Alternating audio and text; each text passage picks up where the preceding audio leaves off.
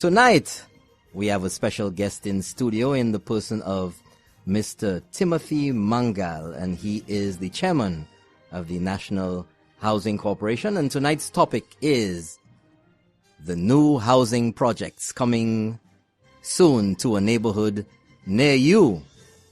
And today is Tuesday, the 10th of July, 2018. Welcome to all our listeners in St. Lucia, throughout the Caribbean, in the USA, Canada, and the UK. Whatever the time is, wherever you are, welcome to Keeping It Real, where we keep it real. Folks, we're in the carnival season, and this week we're going to see a lot of the action going down, and Monday and Tuesday is the Parade of the Bands, and we'd like to encourage you, all of us here at Keeping It Real, that safety comes first. Don't drink and drive. Don't drive and drink, because the life you save may very well be your own. Folks, you do know that over the past few weeks, the discussion in St. Lucia has been at a feverish pitch. In fact, for an issue or issues that we have become saturated with for quite a while, and that is healthcare. But I'm sure you've heard from one side or the other exactly how they think about healthcare and how it has progressed over the past 5, 6, 7, 8, 9 years since 2009, when we had that fateful fire at St. Jude's. The government has made its statement. We have a number of players who have been making their voices heard. But folks, before we get into the meat of things tonight, which is about housing, I'd just like to rehash some of the issues that we've had as far as healthcare is concerned. Last week, Wednesday to be precise, we saw the government make their statement in the persons of the Honorable Prime Minister, the Minister of Health, and also the Minister of Economic Development. And they made the government's case on the way forward. Of course, there aren't the exact fine-tuned details at this point, because things are still being finalized as far as the national insurance is concerned, as far as the final undertakings for the St. Jude Hospital, and also for the OKEU Hospital. But we have been inundated with many rumors, lots of half-truths, and of course the usual propaganda which we have heard time and time again that have fallen flat on their sensationalism as far as what the government is doing with healthcare. Folks, there's a vicious rumor that's going around that persons from the Victoria Hospital who are currently employed there will lose their jobs when they apply to the OKEU Hospital. In fact, a number of people have been peddled with ridiculous stories. And the government has come out time and time again, definitively saying that is not the case. In fact, I was just reading a story yesterday in one of the publications where it was said again that the Prime Minister has said that not everyone will be hired at the OKEU Hospital. Folks, that is absolutely, blatantly, and unashamedly untrue. The Prime Minister never made that statement. However, what he did say was that persons employed with Victoria Hospital would now have to apply to the new entity, the OKEU Hospital, and based on that interview, it will be decided whether they will be taken on board. He never said that not all would be employed. Folks, we have to pay attention to the authoritative source of information. If you will be interviewed, your qualifications, and all your experience will be taken into consideration. There is nowhere in there a suggestion that all persons will not be employed. It's a possibility, but the Prime Minister did not say so.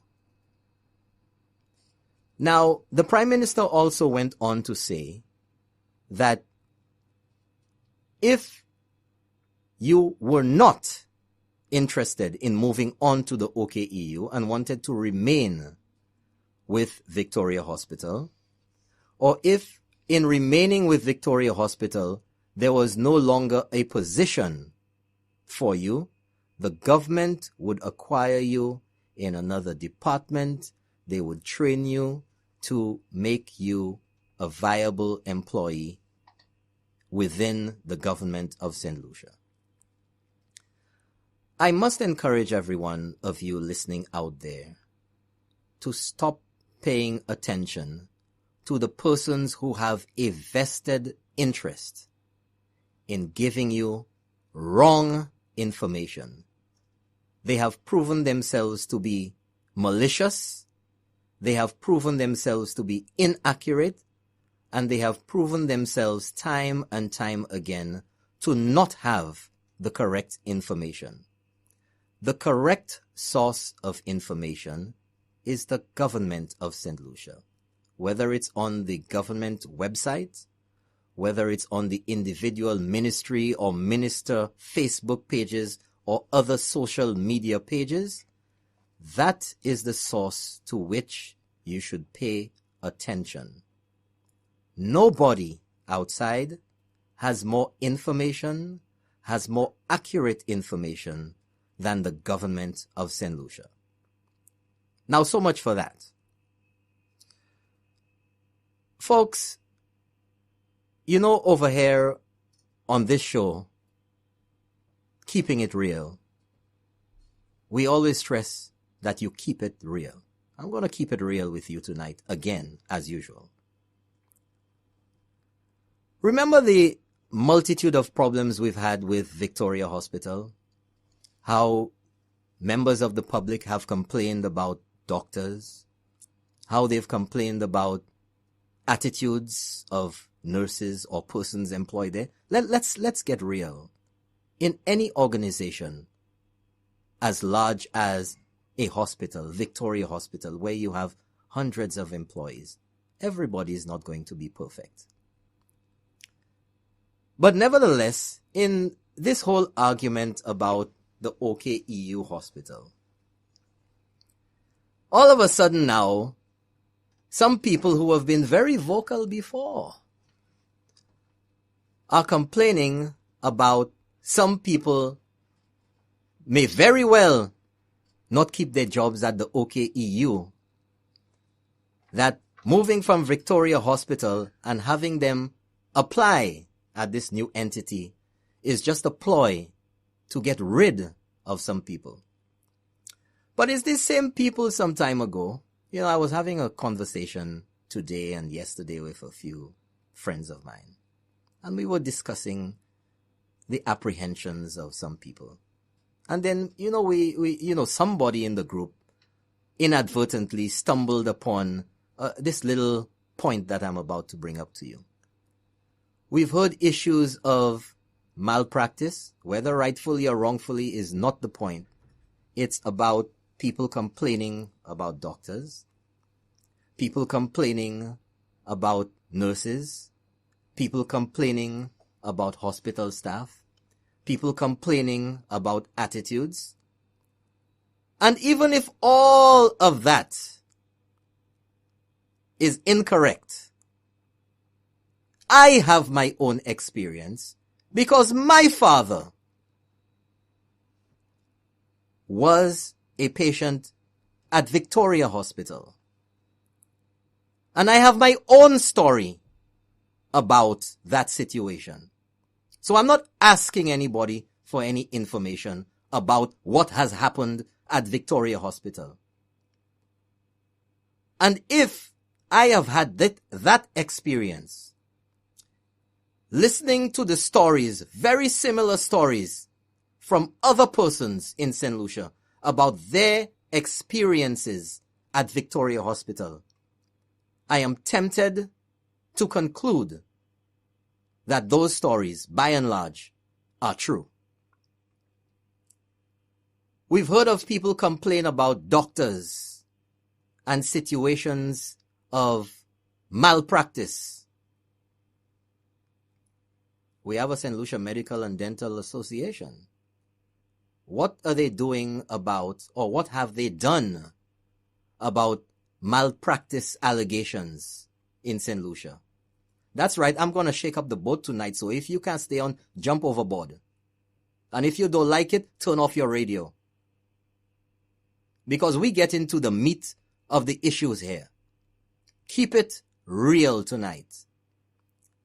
So many people have complained over the years that doctors should be fired, that certain people employed at Victoria Hospital should no longer be employed there because of their lousy, stinking attitudes.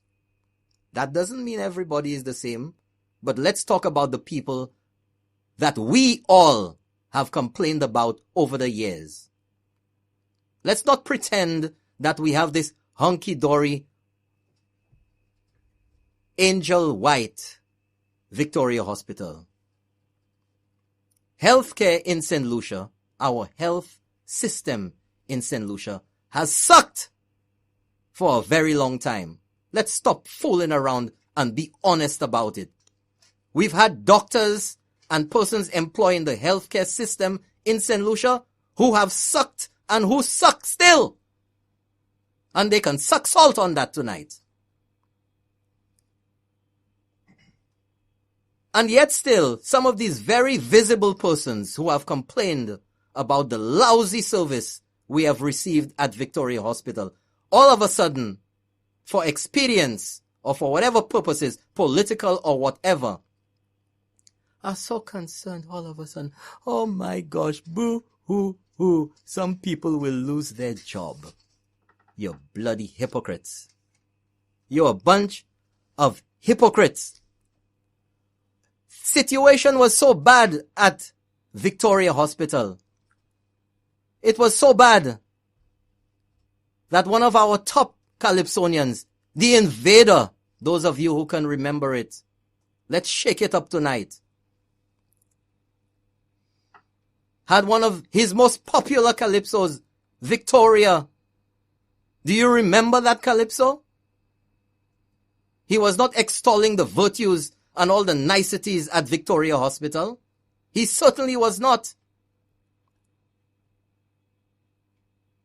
He was putting it down for all time, because you will die, I will fade away, all of us will be gone, and that song will live on forever. Victoria Hospital has been made immortal in song by the Invader. And some people now want to pretend that everybody at Victoria Hospital is hunky-dory or persons in our health system. I don't need anybody to tell me otherwise. There are a number of people there who suck. And they need to go. We know that. And let's be honest. Which doctor or which medical persons are responsible for the woman who died when she was rejected from the Soufriere Hospital? Having a baby, died outside the hospital. Don't we have a conscience, you hypocrites? You shameless political animals? Don't you have any shame? And which doctor who is very vocal now, who is responsible for a newly married couple's loss of their baby? Let's keep it real tonight. Don't get me started with all the nonsense we've been hearing for so long. Let's be real. Because if we're going to clean up the medical system in St. Lucia, We don't only have to clean up the facilities, we have to clean up the lousy people who have taken the oath and who have accepted a salary to render service to the people of St. Lucia. Don't get me started tonight with the nonsense. How many people have their horror stories?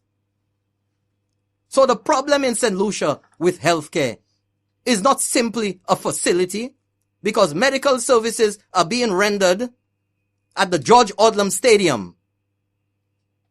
Same capabilities. If we want to complain about a physical structure, we can complain about a physical structure.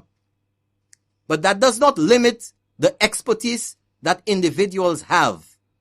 It does not change their ability to render service, because doctors render service on the battlefield, doctors render service in the streets, and just recently in Castries, we had 2 doctors or medical students rendering service to persons who had been shot at the corner of Pena and Jeremy Street. So let's not be hypocrites tonight. Folks, I, as an individual, am excited about our national insurance plans, national health insurance plans. Because too often we hear about persons being diagnosed with whatever illness, whether it's cancer, but sadly we hear about stage 4 cancer. We hear about diabetes. We hear about all sorts of medical issues. And when they're diagnosed, it is too late. Final stages. And the only reason for that is not because they had the best medical care. It's because they could not afford medical care. And as a result, they postponed and put off going to the doctor because they could not afford. And even if they went to the doctor, they could not afford the medication. Now let's keep it real tonight again, because y'all got me on a roll. And I'm not putting any butter in that roll. It's a stale roll. And I don't like stale rolls. And all St. Lucians, I don't think there's one who likes anything stale as far as bread or anything is concerned. Folks, let's keep it real. We have a medical fraternity in St. Lucia. The SLMDA, the St. Lucia Medical and Dental Association. We know that doctors have taken an oath. But as responsible persons in our society, they also have to adhere to other regulations, the regulations of state. And when we hear the noises that are being made all of a sudden by a certain number of doctors, we are left to wonder why all of a sudden. And again, I have to beat that horse. You know, nowadays we're talking about horses in all kind of forms. So let's talk about the medical horse. And I guarantee you something, it's not gonna be racing on February the 10th at the DSH racetrack. Because that horse is not a thoroughbred. It's a wild horse, incapable of participating with the big boys or with the quality. Because in St. Lucia, just like so many other things in our society, we have allowed some persons in whatever field they're in to do whatever they want, to get away. And there was the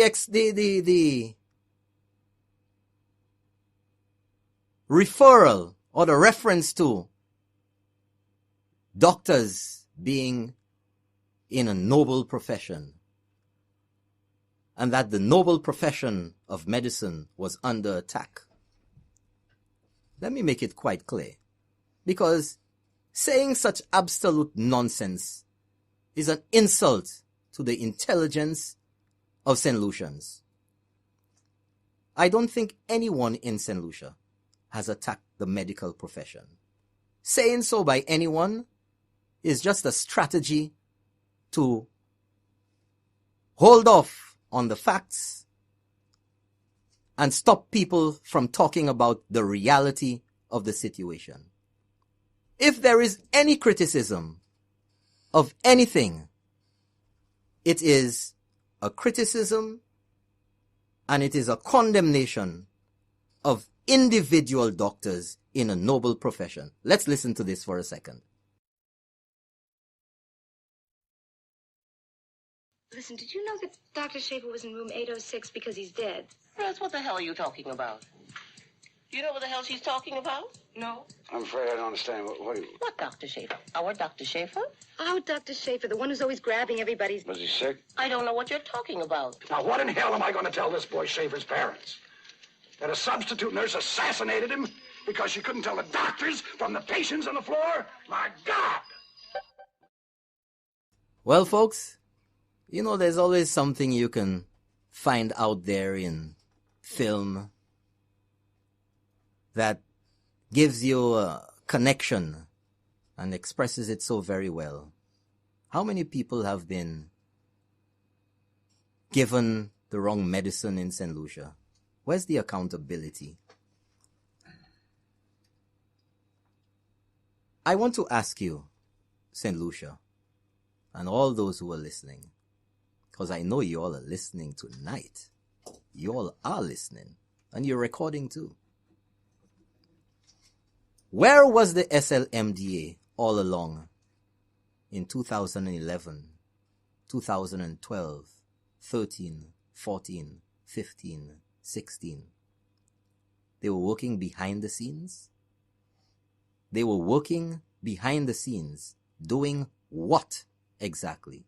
Because I find it very expedient for them to say they were working behind the scenes. But up to this point, we have not heard one single thing they did behind the scenes.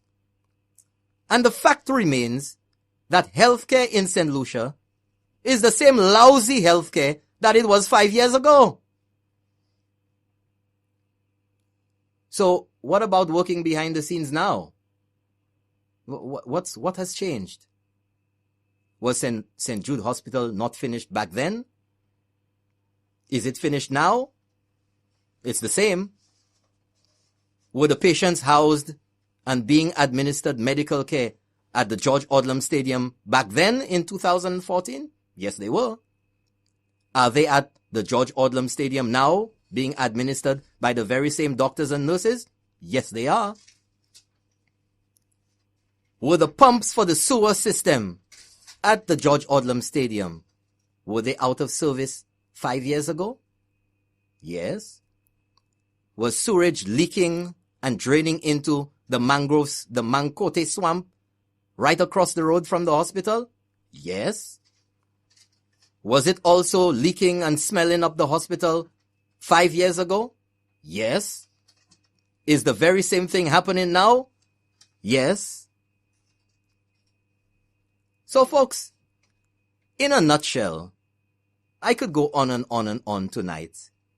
We've already discussed the healthcare situation in St. Lucia. All the evidence is there for you all to pay attention to. Nevertheless, we're going to move on. Like I said earlier, it's the carnival season, and the police have indicated that they will be out in force. If you can't drink, stay home. We're going to take a commercial break, and we'll be right back. We have a guest in studio, as I said earlier, and we'll be getting to him. His name is Mr. Timothy Mangal, and he's the chairman of the National Housing Corporation, with lots of facts on keeping it real. Thank you everyone, and welcome again to Keeping It Real. Tonight we have a guest in the studio. I don't think he's too much of a stranger to most of you listening. His name is Timothy Mangal, and he is the chairman of the National Housing Corporation. And just recently, I heard a number of interesting tidbits coming from the National Housing Corporation. And one of them is that we are on the verge of the beginning of a number of housing projects in St. Lucia. In fact, according to my discussions with Mr. Mangal, 11 housing projects around St. Lucia. I think it's an exciting thing for young people and persons who are looking for the opportunity to own a home, own some property in St. Lucia. And that definitely is always a good option for anyone thinking of doing the responsible thing. So I'd like to say, welcome to Keeping It Real, our first guest on Keeping It Real. Welcome, Mr. Mangal. Thank you very much, Norbert. Thank you very much for having me here. Let me say good night, St. Lucia. And it is a pleasure to be here tonight. Of course, my intention is to give you as much information as possible on the various sites that we have actually unveiled, and to be able to afford St. Lucians the opportunity, which is quite rightfully one of the necessities. And I like that passion that you have about health. That same way, I carry that same passion about housing. I believe that housing is a fundamental necessity for all St. Lucians: shelter, clothing, food, and basically the health in touch. So tonight in question, I will give as much information about those projects and exactly what is happening at the National Housing Corporation. Okay, great. Before we go ahead, I'd just like to inform our listeners again that if you'd like to call in with your questions and comments, telephone number is 451-1079. You can also email us at info@keepingitreal.lc. In 30 minutes, the lines will be opened up in 30 minutes. info@keepingitreal.lc. Or if you want to listen, or persons are asking you for the information, on Flow TV channel 119, you can listen to the program on there as well. So, in moving ahead, in discussing all of this, I'd like us to start at the beginning so we can get everyone to understand exactly what the National Housing Corporation is all about, how it came into being, and where we are right now. Because since this new administration got into office in June of 2016, they discovered some issues with the National Housing Corporation which had to be dealt with. But I'll pass that over to Mr. Mangal so he could give you the whole genesis of the National Housing Corporation and why it was formed and what its mission is for St. Lucia. Okay. Well, no, but basically the National Housing Corporation, NHC, was formed as a merger between what was then the St. Lucia Housing Authority and the HUDC, the Housing and Urban Development Corporation. Now, from the Housing and Urban Development Corporation, we had previously the UDC, which was strictly the Urban Development Corporation, more or less with its focus, just like the name said, on the urban areas of St. Lucia, and carried out many developments within the suburban areas of the city of Castries. But there was the need to sort of nationalize it, to make housing available to all St. Lucians. And so the Housing and Urban Development Corporation was formed. But back in 2001, there was the merger between the Housing and Urban Development Corporation and the Housing Authority, which is the authority responsible for all the CDC units in Castries, La Clery, etc. And that happened in 2001. And the Act governing that organization was established, which is number 6 of 2001. So the National Housing Corporation was formed as a result of that, being responsible for providing affordable homes for St. Lucians nationally, and also tasked with the responsibility of being able to maintain and manage the CDC units, both in La Clery and also in the city of Castries. Okay, good. Okay, so administration changes and a number of issues were found with the National Housing Corporation. What exactly were they, and how did they affect the operations and the service that the National Housing Corporation was supposed to give to the people of St. Lucia? Basically, the NHC, before it was the NHC, when it was the Housing and Urban Development Corporation, did a number of successful projects because it was solely focused and concentrated on providing housing for St. Lucians. But since it got merged with the St. Lucia Housing Authority. And what year was that? That was in 2001. 2001. Mm-hmm. So it carried all the liabilities of the St. Lucia Housing Authority. You would realize, remember, that the Conway Housing Project, the CDCs, was developed prior to this. And there was a loan of $40 million taken from the National Insurance Corporation in order to be able to do those units. The debt of that St. Lucia Housing Corporation came onto the books of the NHC. So that became the genesis of the problems of the NHC. So NHC moved from a balance sheet where it had some monies, it was a little positive, to immediately a balance sheet that was really in a deplorable state. And that affected its ability to be able to get financing, because you'd well understand that a statutory body is established to operate with its own, on its own. So the NHC became stifled in the process of getting proper loans, despite that there were government guarantees. In some cases, the only way it could have gotten a loan, which was, I think, for only the Marigo Housing Project, was with a government guarantee. But it went down. But why would anyone burden an organization or a statutory body which had been functioning so well with a situation like this? Well, that is left to be, obviously those back then in 2001 felt it was the best thing to do. But I would say that it was not. It was not. And you could see it in many countries across the world. A national housing corporation, or an entity which is responsible for providing housing, is not exactly the same entity that is responsible for the maintenance and the operation of those units.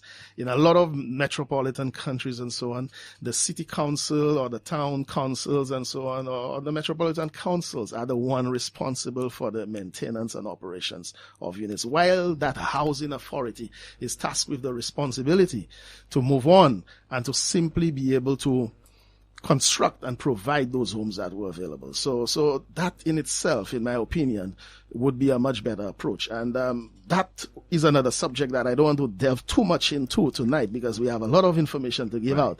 But clearly we've been making the pronouncements that at some point we will be looking to see whether we could divest the responsibility of the NHC for the maintenance of units for rental purposes, and for it to focus primarily and solely on its core function, which is to provide affordable homes for St. Lucians. Okay, good. So now we can move forward a bit. There are a number of projects on stream for 11 different areas. Would you mind telling us what those areas are? Well, yes. Those areas are the Shock development, and that is lands in Shock that was acquired. In fact, I will just go through them, and then I will go through some more details on one of them. We have the Shock Development Project, which is directly above the cinema in Shock area. We have the La Claire Development. We have the Rock Hall Development, the Talvan Phase 3, the Bel Air 1 Development, the Bel Air 2 Development, and Bel Air is in the southern part of Castries southeast. Talvan is in Barbono. Rock Hall, of course, is in Castries East. Angers Development, that's in Micoud, Angers Micoud. Bois Joli Development. Larissos Development in Vieux-Fort. River Dore Development, that is in Soisel. And we have the Canneries Development. Now, those sites, I will start with the Shock Development. Shock lands were acquired by the government of St. Lucia in 2003. Now we know who was in office, which administration was in office in 2003. Those lands were acquired and a part payment was made to the landowner. Nothing else was paid to the landowner, and that property accumulated interest. This government, having come into office, had to pay to the landowner the balance plus a significant sum of interest. I think in the region of over $3 million in interest. So then the total with that 3 million was approximately how much? I don't have the exact details of it, but it would have significantly increased the value, or rather the expense initially, the cost of those lands. So we had a situation where that was done. It was passed over to the National Housing Corporation. And after doing so, a plan was developed, and then it was deemed that the area is not suitable for affordable housing at that point. And shelved. So in essence, that's the lands in shock which the government purchased, paid off how long ago? The government in 2003, the government acquired that property. Right. And the government never paid off that property in its entirety. Was there any reason why recently. They did not? Well, it's left, maybe we need to ask them. that kind of question. Yes. But that was rather foolish, because it's a case where if you are acquiring that property and then you know that there is interest charges that will be paid, including the cost of the land, it would have been wise to, as much as possible, try and pay those properties and try and develop it. If the whole idea is to develop it. But having done that, they simply shelved it. So we find ourselves in a position today where if we were to simply discard that project, the government would be losing money. So developing it would be a case of salvaging that property as much as possible that you can. Now, in the original design, 89.78 acres of land was acquired. But we have a design where it indicates that only 53 acres of that property was suitable for housing. So we have the challenge now of trying to see how we can maximize that site with a new plan, a new development. So our strategy is clearly to try and ensure that more than that 53 acres can be established, can be put into housing development. And I'm confident that we could do it. So shock in itself, we have revisited shock because we have no choice in revisiting shock. And we have determined that shock is possible for housing development. But I must add clearly, and I must caution everyone, do not expect shock to be a low income or a middle income housing project.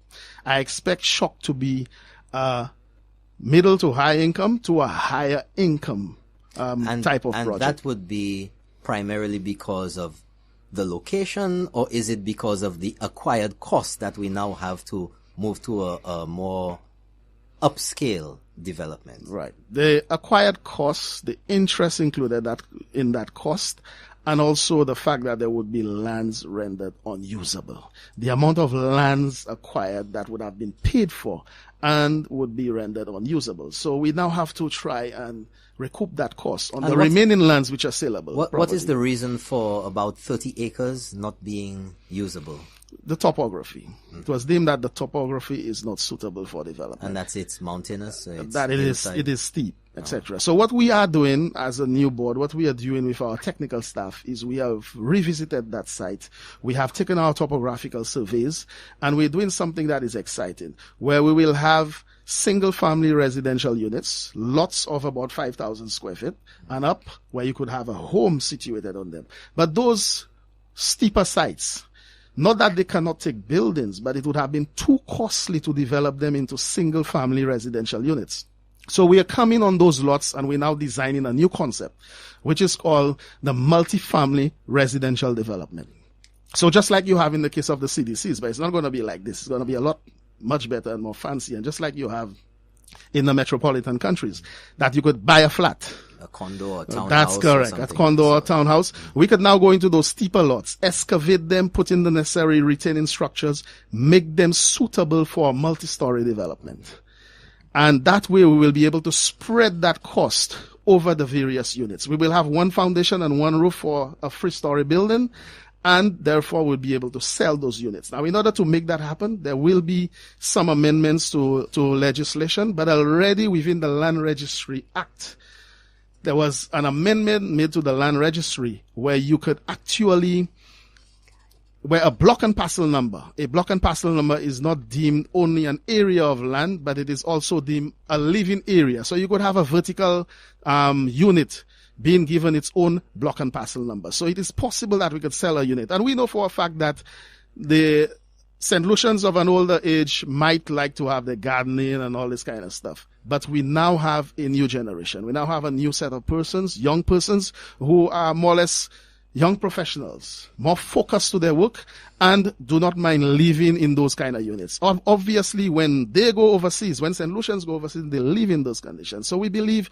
right here in St. Lucia, we could create those units. It would be a lot more affordable than having a single family residential unit, and persons could live in those units. And more so, it will be maintained by a central authority, where you would pay a yearly subscription fee, your insurance would be paid, your maintenance would be done, your garbage would be collected, etc., and so on, all in one central unit. So you have none of these services and facilities that you have to worry about. So that would be it for shock. By doing so, we believe that we would be able to eat up on those. There are about 30 acres that were rendered impossible for development, and make shock affordable, make shock available, and excited towards St. Lucia. And I can tell you that the response for shock is tremendous from St. Lucians. It's close to Castries. Yes, it's tremendous. People are geared up. They are ready to deposit their monies, etc. And as we go on further in the program, I will tell you how that will be made possible for you to do so. Okay, good. Now, since we know that shock will be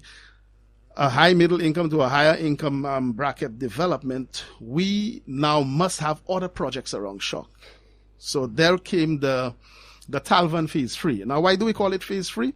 Because there are squatter areas within what is Talvan 1 and Talvan 2. Along those lands, it is very difficult to find virgin territory in St. Lucia without having squatters. For those who don't know where Talvan is, exactly where is it? Okay, Talvan is in the Babono area. If you could access Talvan via this road called Tishime going into Foaso, and then you simply turn right. It is the area next to the Foaso Health Center. Or you could also access it from Kako through that other road, the Seventh Adventist Church, where you go down the hill. Well, I see some knowing nods from Mr. Ellis there and Champagne. Yes. It's the regular areas of hanging out. Yes, and these guys are truly nationals. They are truly St. Lucians, so they know every little corner, nooks and cranny of St. Lucia. But Champagne, don't think because we have a guest we've forgotten you. Eh? We have not forgotten you. Right. So what has happened with Talvan? Right? You had those lands acquired again by the government of St. Lucia, promising the people that we would make affordable housing, we'll be able to give you your houses. You would have heard, and I will mention that name. Sometimes I don't like to, but you would have heard Alvina Reynolds, being the parliamentary rep for Babono, making many promises. Former at the time, former parliamentary rep for Babono, making several promises to the people. You mean like St. Jude's Hospital too? Well, yes, making promises. I seem to detect a pattern of behavior. The then Minister for Housing, Stanley Felix, coming out and saying that Talvan would be developed. All these people did was entered into an agreement with a foreign company where 60% of that land would have to be pre-sold to St. Lucians before that foreign company could simply spend $1 on that site. Unfortunately for us, they did not have time transferring the property to the foreign entity. I mean, that was stopped because we had the general election in 2016. Right. Well, before we go ahead any further, there was an event not too long ago where yourself and the Minister of Economic Development, Guy Joseph, met with a number of stakeholders. Correct. To discuss the projects that are coming on, these housing projects. And we'll hear a bit of what Minister Guy Joseph had to say.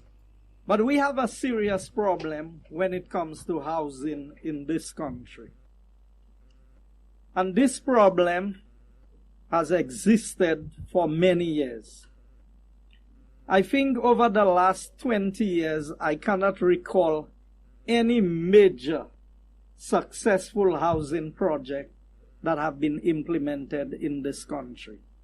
And even from the private sector perspective, when developments have taken place, there's always a burden to carry after in terms of the infrastructure maintenance, the quality of these developments as far as it relates to being able to hand these projects over to the Ministry of Infrastructure for onward maintenance. And in several developments in and around St. Lucia, you find very bad road conditions existing. You find land movement because the developments are not undertaken in a proper manner. And sometimes we blame the system. But it is not always the failure of the system. It is sometimes the eagerness of persons to facilitate development. And so a developer would come to the DCA and say, can you approve 5 lots for me? Because I need the money to facilitate the development, to put in the roads, and then they spend part of the money, and then the other part is not spent, and you have to release another 5 lots, and you go on. By the time you check it, the entire development is sold, and the infrastructure is not in place, because persons are eager to pay down on the land or on the housing project. We have been looking as a government outside of St. Lucia for investment in the housing sector. And in my discussions, I saw my PS just walked in, the PS of housing, welcome, with the NHC and the Ministry of Housing. We found a situation where these 2 entities were almost working in competition with each other. And we felt that there was a need to bring the 2 entities together because they are both designed to meet the housing needs of the country. According to our records, we are short of some 14,000 houses in St. Lucia. That is what the statistics are showing. I may not necessarily be of the view that we need 14,000 houses, but I think anywhere 5,000 and up is needed. The question is, how do we achieve the task of developing housing in a manner that can meet the needs of the market? We have a second problem when it comes to that. Persons who have not acquired land and house before the age of 30 and 35, they are running into problems with the financial institutions to get a mortgage once you get to 40. And I recall a lady came to me and said to me, I did not realize I was getting old until I went to the bank and they told me, you don't qualify based on your age. Because the repayment period that is required, they would have passed that age of retirement, which is 65. So here we have real problems to deal with. The other related social problem that we have is that there is a direct correlation between people's living conditions and their general behavior and outlook in life. So we are trying to solve all the crime problems by having more policemen, more vehicles for the police, more law enforcement. But we are not addressing the core social problems that are affecting people's outlook of life in general. And we know that housing or shelter is a basic requirement for life. As much as food and clothing is, shelter falls within the same bracket. Now, for many of us, shelter could mean different things. If you're not getting wet by the rain, that may mean shelter. But for some people, even if they're inside their house, they still get wet by the rain. And we expect these people to have the same outlook of life that those of us who can afford better live under. And we have a very imbalanced society in terms of where we are. So the intention today was to bring the stakeholders together and to say, this is the plan that we have. we need to address the housing needs.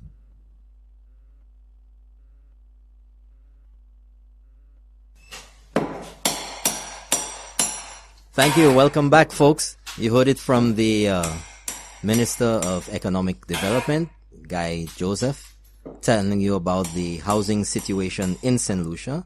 According to the information there, we need about 14,000 houses built in St. Lucia if we are to deal with the persons who want to own some property. We have this government now on the verge of rolling out 11 housing projects, and a number of you will be interested in acquiring or owning your own piece of St. Lucia. And with us in studio tonight to discuss this is the chairman of the National Housing Corporation, Mr. Timothy Mangal. So, Mr. Mangal, before we went to that little clip there with the minister, you were discussing the shock lands, and we were moving on to the Talvan area. Lands, yes. So basically what we have done since we came in was we dismembered the 2 squatter areas from the parent parcel in Talvan. So we moved this aside and we created an area which is called the Virgin Territory. So we understand very much that in partnering with private developers and private sector persons, that there must be an element of profit. So we want to ensure that we do not disadvantage them from the very start by putting them in the for the development of the squatter lands. So those squatter areas, what we did was we, in collaboration with the parliamentary representative for the area, we had town hall meetings and we discussed this with the people in Talvan. And I can tell you today that we have surveyed all of the lands in Talvan Phase 1, and we are making those properties available to the people at the meager cost of $6 a square foot. Now, some people might say $6 may appear to be expensive, but you have to understand this in the context of how much it is going to cost the NHC to develop those lands. And the price of developing lands presently in St. Lucia is in the region of $10 a square foot. When you consider this. So in essence, the NHC and the government of St. Lucia will be subsidizing those lands by approximately $4 a square foot to those persons. We have finished that first section, and those lands already have block and parcel numbers. So the people who occupied those properties for years, who simply had a home for them to use as shelter, could now come into the NHC, regularize their status, purchase those properties, and use this as collateral for their own investment, for their business, or to send their students to school. That is being done. And also, we've rescinded the agreement with this foreign company, and we are proceeding to partner with developers for the Virgin Territory lands. Then we have Bel Air 1 and Bel Air 2. And Bel Air is in? Castries Southeast. Okay. That is on the periphery of Castries Southeast and the Ancillary Canneries constituency area there. So those 2 lands, those 2 sites, the one is actually the former GIS property, and it's a total of 70.35 acres of land. That area will be developed into a low to medium income housing. So whereas we have Shock, that's going to be a medium to higher income, we're going to have Talvan, which is going to be a middle income. We're going to have Bel Air, which is going to be low to middle income housing. And most of that site is actually Virgin Territory, so it renders itself very suitable for development. So let's look at these 3 areas that you've mentioned so far. You said Shock, Correct. Talvan, and Bel Air. In those 3 areas, what are the number of units that are anticipated to be built? For example, Shock, then we'll go to Talvan, and then Bel Air. Very well. Okay. In the previous design for Shock, there were 205 lots in the subdivision, but we are looking to increase this. Tonight, I will not give you specifics as to exactly the precise number of lots, because I will explain to you the pattern or what will be happening with the public-private sector partnership. Truly, there will be a sense of development or design that will be done between the NHC and the various developers that will be engaged to those sites. But there are preliminary proposals that are showing that for the total areas in question, we have those 11 sites. We're going to have pretty much over 2,000 to 2,300 lots within those developments created in all. So you have Bel Air 1, then you have Bel Air 2, which is a site of 29.65 acres. That site has some houses already built on, so there is an element of a squatter settlement, which again will be removed and will be regularized separately by the NHC, but the remaining lands will be available for development. Boisjoli development, and that is in the constituency of Dennery South. Now, you know Dennery South has a very small population, so clearly that is targeted towards increasing the population within that Dennery area and to create affordable housing along the East Coast. That site, 85.51 acres, is in the Boisjoli area. It is all virgin territory. Now, where it is directly northeast of the site of the Dennery Polyclinic area there, and I think the Seventh-day Adventist Church. Yeah, that's up on that hill there. Up on that hill area there. I think some development was proposed or was attempted there before, because there is an actual road network within that area. So we will be working along with that existing infrastructure and road network, and we'll be looking to develop the site into a middle to a low income housing project in that community. So this I'm sure is exciting news for St. Lucians who are looking into moving in those areas, in the Castries area, in the Babono area.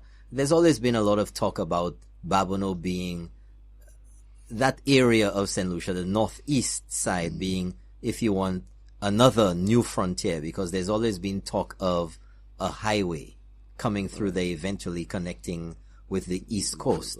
And if that does happen, pretty soon, that area is going to explode as far as development is concerned. There has been a lot of discussion with the government about the intentions for putting a highway in that area from just north of Dennery and to bypass. Yeah. So the plans are ongoing with that, and I'm sure we will be getting some information about that in a reasonable period of time. Correct. Now, all right, with these developments, what is the process for anyone, if you could get to that eventually? Eventually, good. So running quickly for the remainder, we have the Angers development, 45.27 acres, and that is in the area of the Angers Secondary School. Again, we have some pockets of squatter developments, but the majority of the lands would be virgin and territory, and that area is generally flat, so that renders it very suitable for a housing project. We have the Larissos development in Vieux Fort. We have listed Larissos presently. We have a few challenges with Larissos, with a certain claim, but we are hoping to get over that hurdle. The hurdles we have with Larissos very shortly. So by the time we run through the preliminary stages of that development, hopefully we could get matters sorted out and we could launch out the Larissos housing project as well.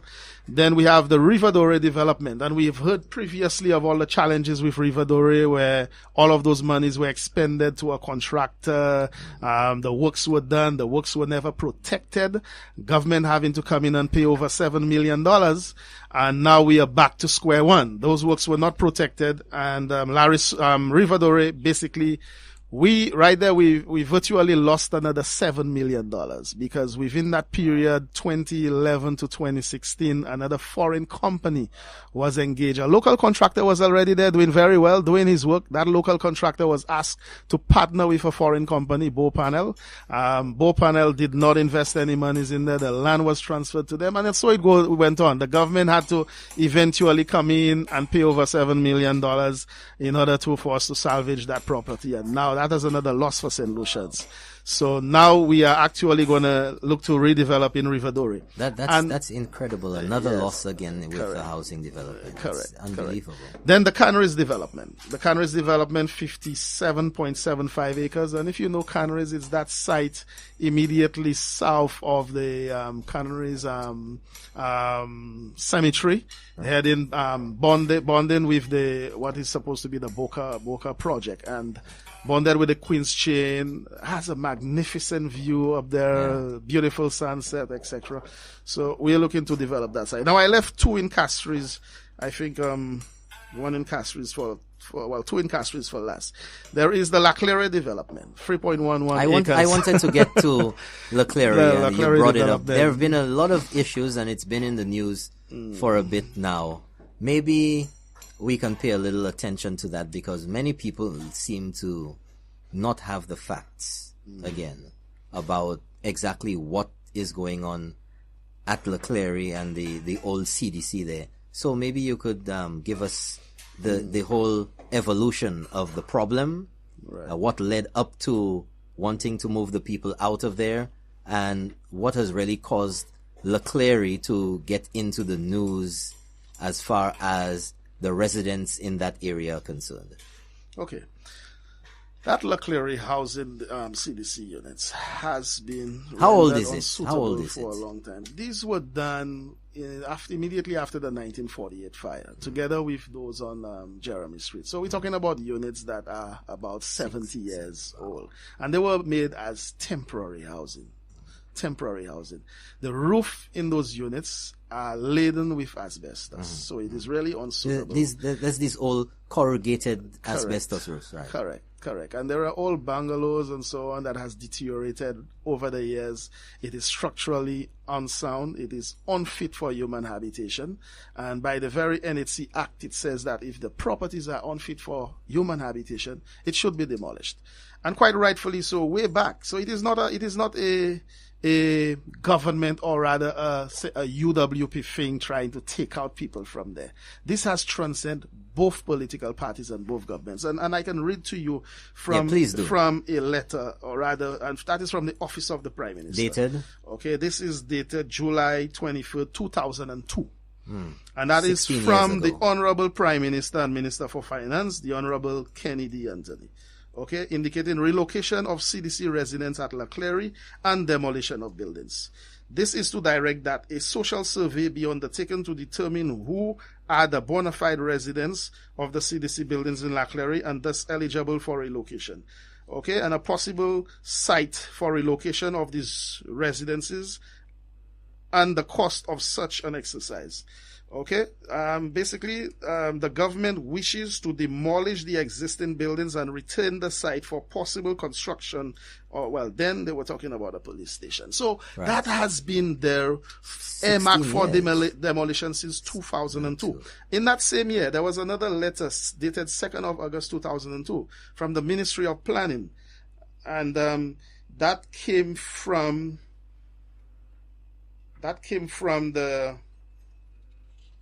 the Honorable Ignatius Jean. That one dated, October 25th, 2002. Basically echoing what then the Minister for Finance says. Okay, it says... The former Prime Minister. Right, the former Prime Minister and Minister for Finance then. And that is from the Minister of Planning then, Ignatius Jean, who was also the parliamentary rep for La Claire, that area. And it says, please proceed immediately with the issuance of notices to the occupants to vacate the premises by 90 days.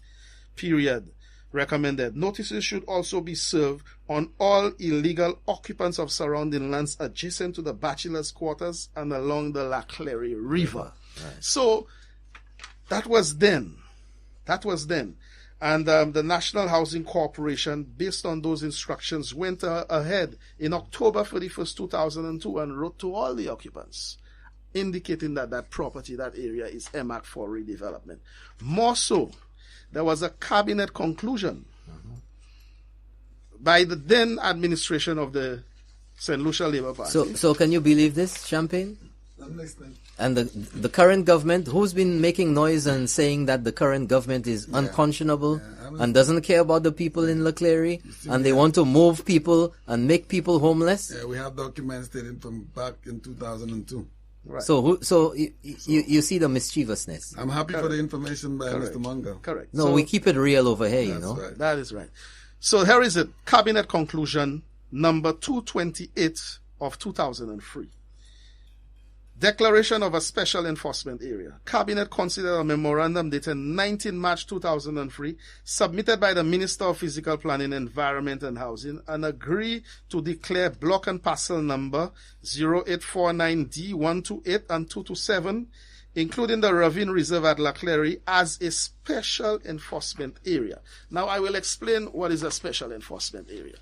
A special enforcement area means that an area that is demarcated after demolition, that if anybody should carry out any rebuilding and so on, it empowers the NHC or the owner of the property to simply move in and demolish whatever comes in there. So really and truly, those buildings laden with asbestos that the government had paid those $10,000, the bona fide tenants moved out of those units. Now let me ask you a question there.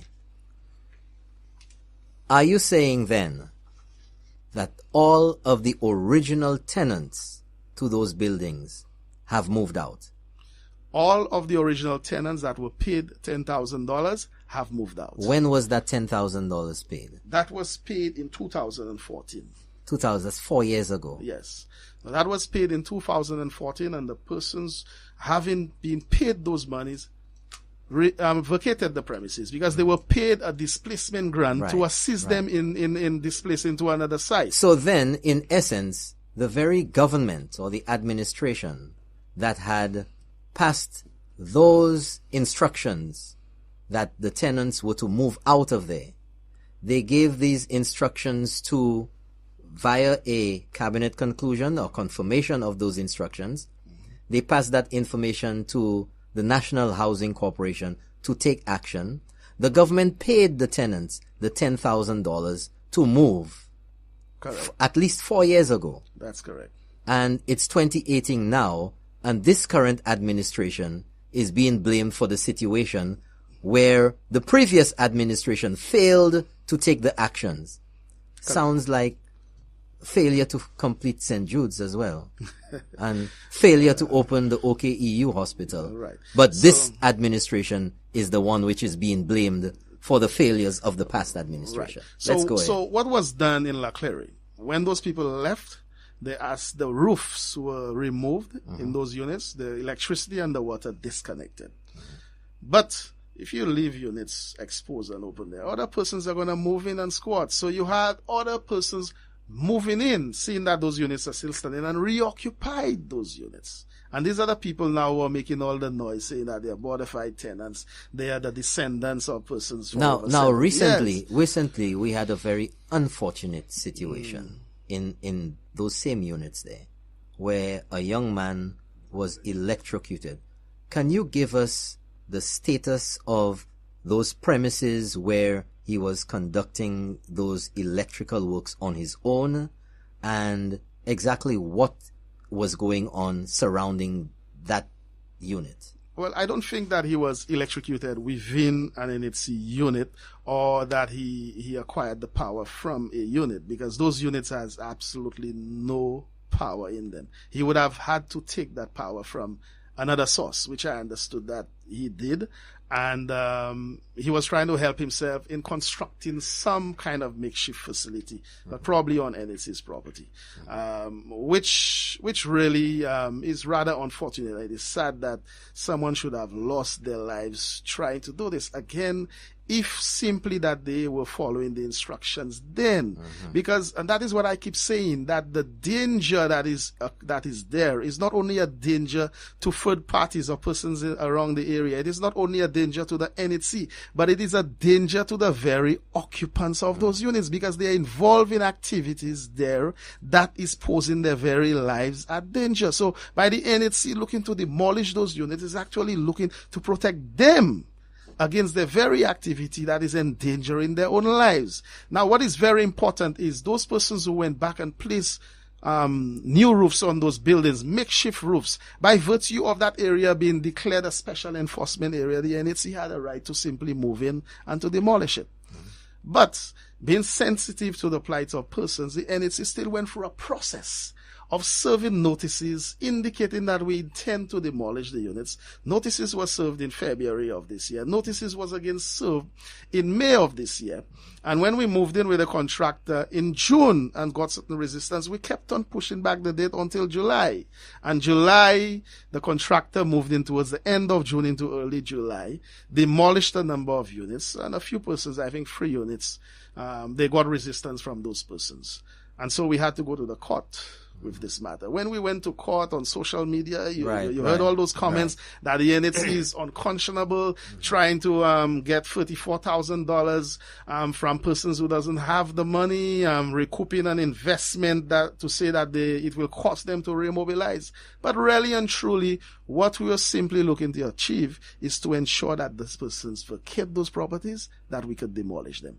And in the court matter which was heard in June, the court granted the NHC's request. In fact, the court was about to rule and give those persons 2 weeks notice. But we agreed mutually that those persons should be given a little bit more time. They were supposed to leave July 2nd. We agreed to give them until July 31st for them to leave the area. So, we did not claim cost.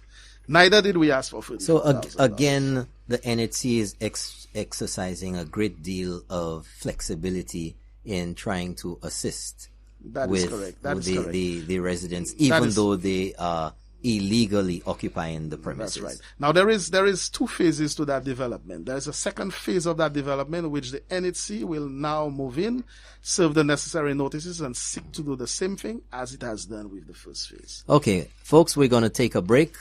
You're listening to Keeping It Real on Kyrie FM. Your questions after the break, 451-1079, or you can email us your comments and questions at info@keepingitreal.lc. Okay, welcome back to Keeping It Real. Tonight we're discussing housing, and in studio to discuss the number of housing projects on the verge of being implemented in St. Lucia, we have with us the chairman of the National Housing Corporation, Mr. Timothy Mangal. And we have a call. Call in. 451-1079. Champagne. Do you want one of those units? No. That is going to be private between myself. You gotta speak with someone, right? the money person in all of this. You have to have a discussion. But before we get into this housing thing here, we have to keep it real. And last week, Mr. Champagne over there was not in because he had just come in from a little trip. Housing unit in Martinique. Okay. But as we move on, let me say a little bit about the concept and what the NHC is seeking to do. Over the years, we have seen that there have been very little investment in housing, and whether it be in the private sector or in the public sector. The last major housing project that the government did via the NHC was the Marigo housing development. And that was in 2008 to 2011. Nothing happened significantly in the last 5 years. And so that was the case until we implemented the Forest Day housing project. And I could give you a little bit into the detail of the Forest Day housing project, which became a model for us to follow. But before going into that detail, I want to thank all the persons who attended that symposium last Thursday. We saw the need for us as a result of limited financial resources, because we know of all the challenging issues in healthcare and everything else in St. Lucia. So and our budget. So it is almost impossible for the government at this moment to invest into housing. And in the last budget, we only got $1.5 million, which for a housing construction program, which could do actually very little for us. So we decided that we will partner with the private sector into a private-public sector partnership arrangement. Now, we've seen a number, the previous administration tried it with a number of foreign companies, and it never really got off the ground. We decided that we will do so first and foremost with our local people, because we do have capacity in this country. We have contractors who are able, we have the financial institutions, we have the suppliers of building materials. So we actually decided that we would challenge them.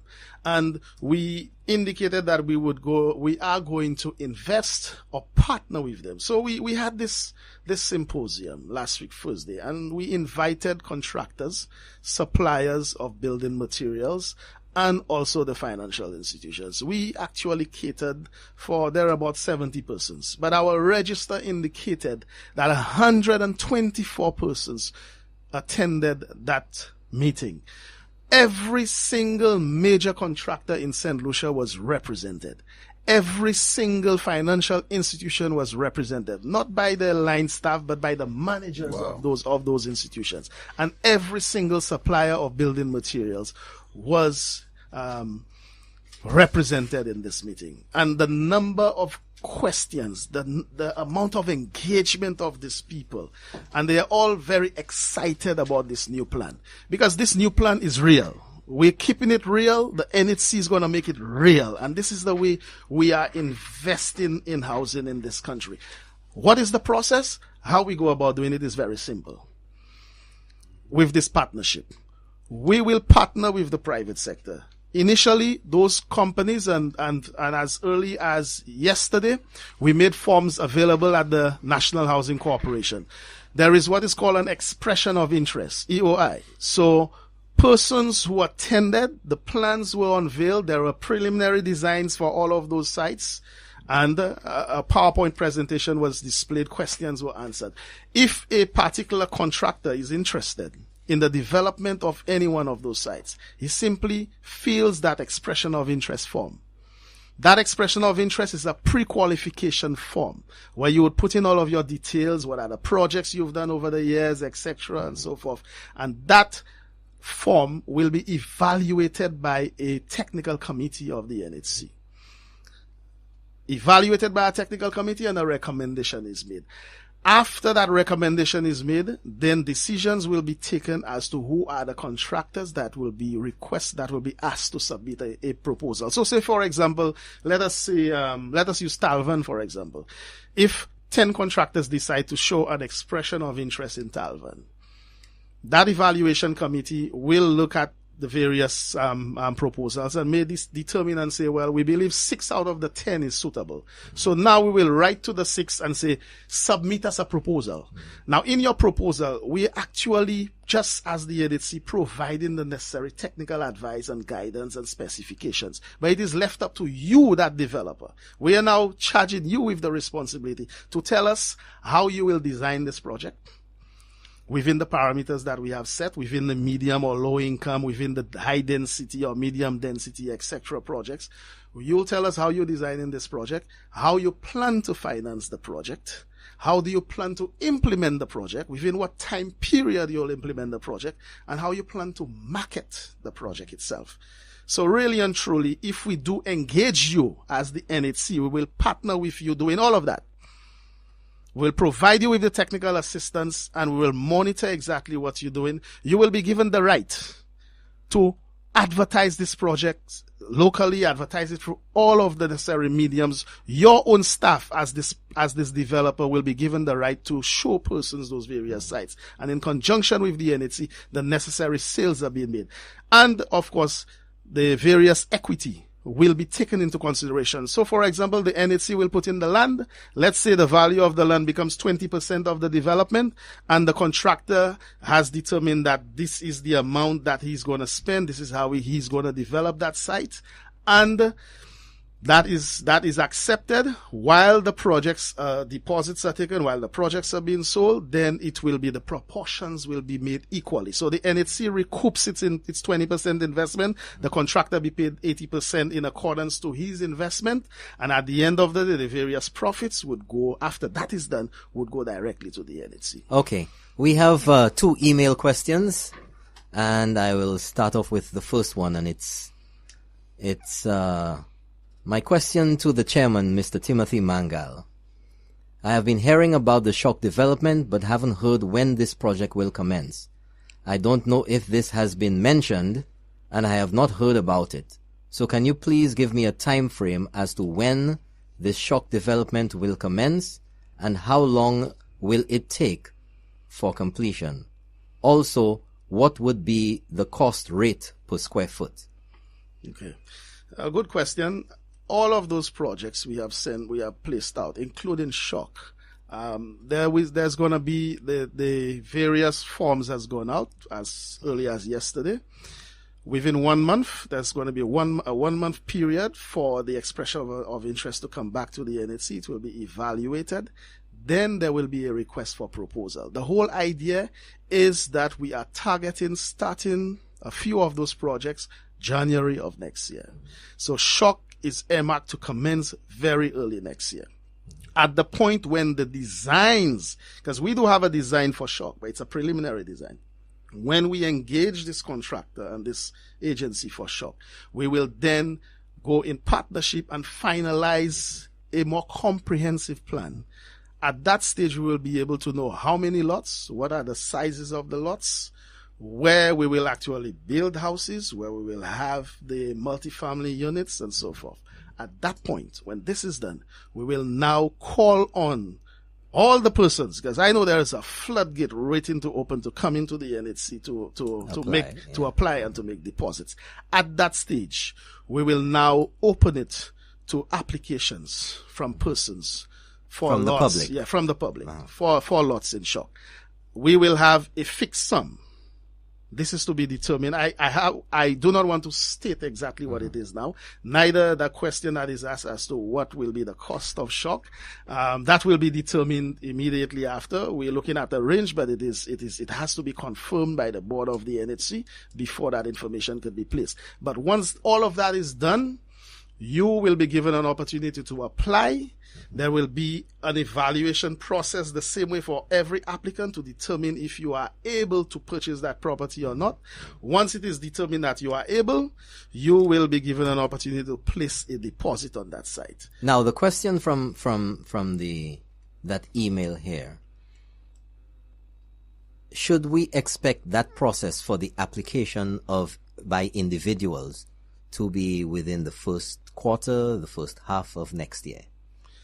It will commence within the first quarter. So by the end of March, we should be able to take applications for the units at Before Shock. that. Okay. As early as January, and it depends for some of the projects. We have some smaller projects, so it depends on how quickly we are able to come up with the final design of that project. Immediately as the final design is done, we will be able to now put more information and take deposits for those projects. Okay, telephone calls if you have questions or comments on the housing projects coming up in St. Lucia. Number is 451-1079, and you can also email us. The email address is info@keepingitreal.lc. We have another email question, and this time it's from Ottawa, Canada. And the question is, have architectural plans been drafted and prices established for these units? I think we answered that a while ago. Right. Can you provide an estimated price range? For which one? Each development or Shock? I guess that would be Shock. There was nothing specific here about the area, but I guess the same response applies to this. All right. Now, price range. I don't want anybody to hold me and say that the chairman said it's going to cost X, but I'll give you a range, right? Remember I said that Shock is not expected to be a low or medium income development. The price of development of land, like you have heard mentioned previously, would be $10 and over a square foot. For the Shock development, because of the magnitude of the development, and the type of soil, we would have to put in a central sewage system for that project, and it's going to be a real modern development with proper infrastructure. So it is expected that Shock will range anywhere from about $18 to $25 a square foot. So it's not going to, but even at that price, I know that it's going to be affordable towards the targeted persons, and persons itself are quickly looking to purchase into those units. Right. I think at that symposium last week with the minister, you did actually mention a price range for these units. I actually watched that was for the buildings. Right, for the buildings. For the conventional method of construction, which is what St. Lucians are more accustomed to, right? We indicated at that symposium that we will be looking to offer 3 types of units: a starter home, a 2-bedroom house, and a 3-bedroom house. Now, a starter home would comprise a bedroom, a bathroom, a kitchen, and just a small central living facility. Just the common basic that you require in order to live in a place. That would be about 400 square feet, and we are targeting in the region of $80,000 for that unit. That unit, though, will be done within one of the low-income developments, and it would be done on a lot of approximately 3,000 square feet. 3,000 square feet, and that house may cost you in the region of $110,000. If you look at a mortgage of $110,000 over 15, 20 years, a single person within $2,500 a month or less can afford that mortgage when you factor in the 40% that the bank would have factored in to give you a loan. So we have that unit. Then we're going to have the 2-bedroom unit, which is going to be approximately 800 square feet, and again would cost about $160,000 plus the land. So we're trying to target it or bring it in the region of $200,000. Right.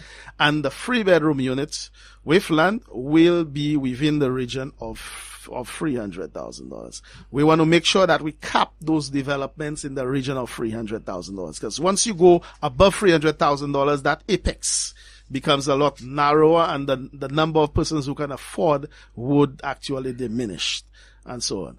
But I must also add that all of these are priced on the basis of our conventional method of construction, which is brick and mortar. Okay. Folks, we'd like to just pass on some information here. Our regular phone line, the main line, 451-1079, is somehow not receiving calls. So we have an alternate number. That number is 713-0931. If you have questions for the chairman of the National Housing Corporation with regards to these upcoming housing projects, the number to call, 713-0931. We're having some problems with the main line. The alternate number, 713-0931. Right. It looked like this is synonymous with my appearance here. The last time I was here, the lines were not working as well. Nevertheless, like I said, these are the conventional methods of building. But we are looking at possible, exciting, different methods of building which various persons... Hello, thank you for calling. Yes. I want to know from the chairman where at Shock those lands are. That Shock land he is referring to. Could you give me some idea? Okay, thank you very much, caller. The Shock lands are immediately above the Caribbean cinemas. These are the lands nearing the JQ Block factory, and it stretches that area above Union all the way into joining with the existing NHC Carily development. Okay, we have another call. Go ahead, caller. Not yet? Not in? Okay. Very well. So, like I was saying, those prices that are given are actually the conventional method of construction that we have set those prices at. Persons like the block and mortar, but we have seen other methods of construction being displayed over the years. Most of them has failed, and they has failed because of the prices. We had one displayed in Castries, like a trailer park by government building some time back. We've had different other orders done, some done in Marigot, in Vieux-Fort, etc. But they have failed.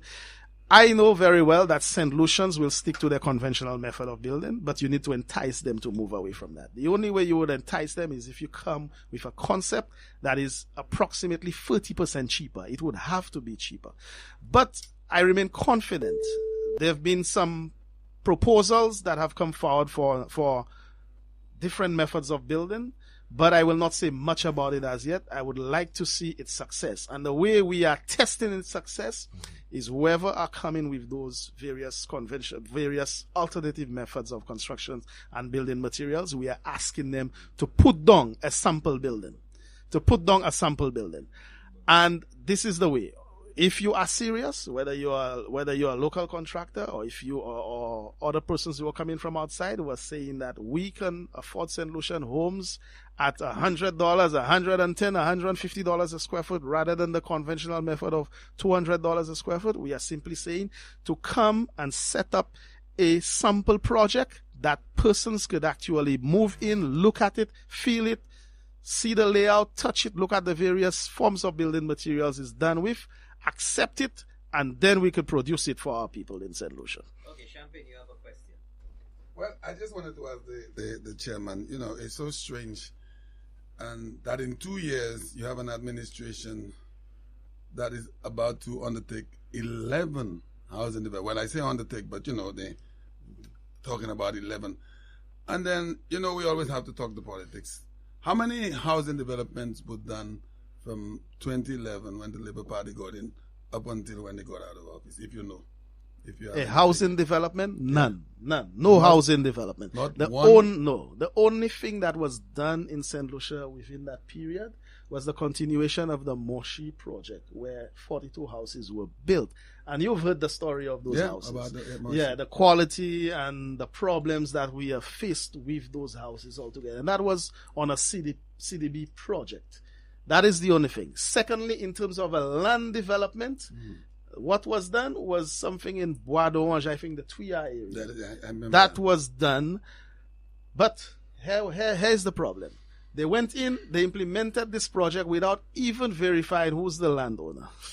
So imagine they went in and they did this development without the government of St. Lucia owning that property. So now this government again had to move in I think and that's find the the same money. situation with that office block that was going up in Vieux-Fort. Right. So this government had to again find the monies to go in, acquire this property, pay off the landowners, and eventually this area will be made available for the sale for sale.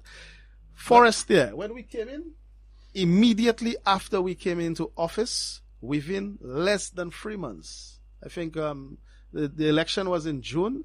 By September, we started work on the Forestier housing project. And when I say started, I'm not talking about starting to design, but we had done the designs, etc., and we actually commenced work in Forestier around September, October, immediately after. Okay, we have another email, a response there from the previous email. It says, thank you, Mr. Mangal, for the information given and the enlightenment about NHC.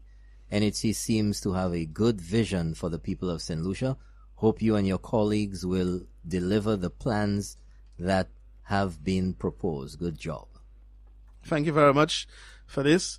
Back to Forestier. So we went into Forestier. There was a plan that was approved previously.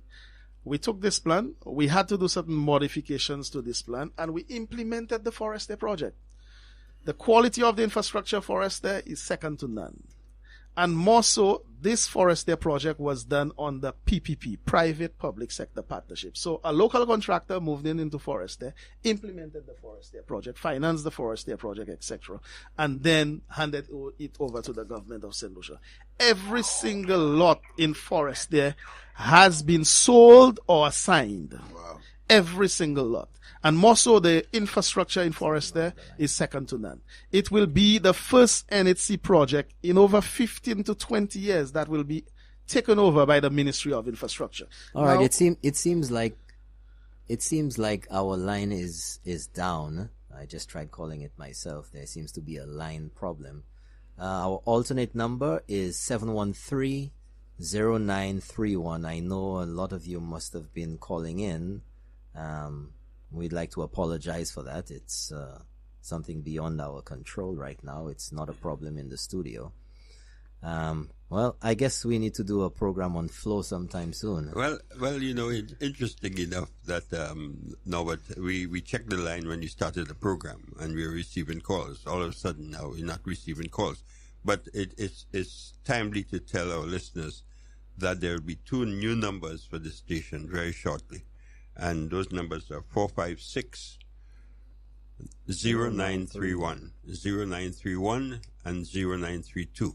Now, the significance of that is that you will always be able to remember it, because 931 is the frequency for the station. 93.1.